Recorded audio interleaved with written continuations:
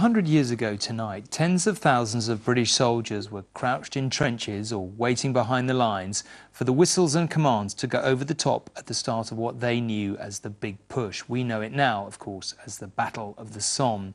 Nearly 20,000 of them, drawn from homes in towns and villages across the UK, were killed on that first day. This evening, their bravery and that sacrifice was remembered at Westminster Abbey in London at a ceremony attended by the Queen and Prince Philip.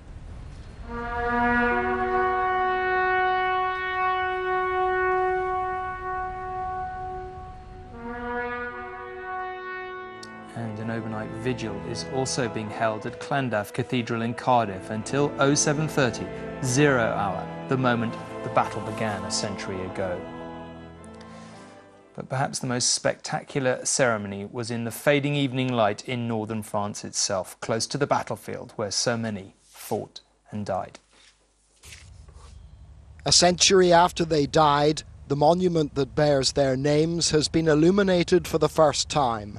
Like a beacon, the Thiepval Memorial is now visible for miles around the Somme, lest we forget.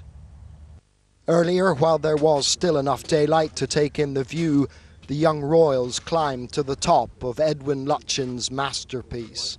All around them were the fields in which British soldiers died in their tens of thousands. After the war, while the poppy came to symbolise remembrance, it wasn't enough. Atonement required a special place, and so this was built, a colossal monument reflecting loss on an epic scale. There are Commonwealth war graves and memorials in more than 150 countries around the world. This is the largest of them.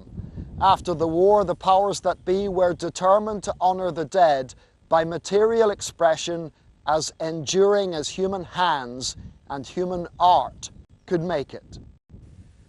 The daunting edifice has nothing to do with victory or defeat. It was built to do justice to the 73,000 soldiers of the British Army who died on the Somme but have no known grave. All their names are carved into the Portland stone. Here the tragedy of the Somme is spelled out and read by people of all ages. These children are from South Hunsley School near Hull. 100 years ago, why does it matter? Because without them we could have been speaking German, like everyone says, but it's true, it could have happened. What are your impressions? I'm just really shocked about how many soldiers have no graves, and the size of the memorial, it's just overwhelming.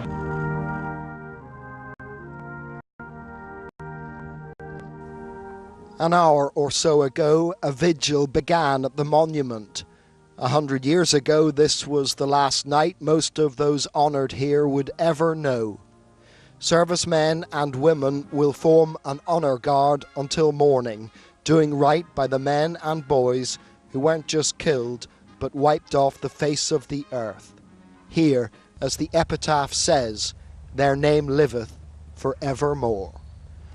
John Irvine, News at 10 on the Somme.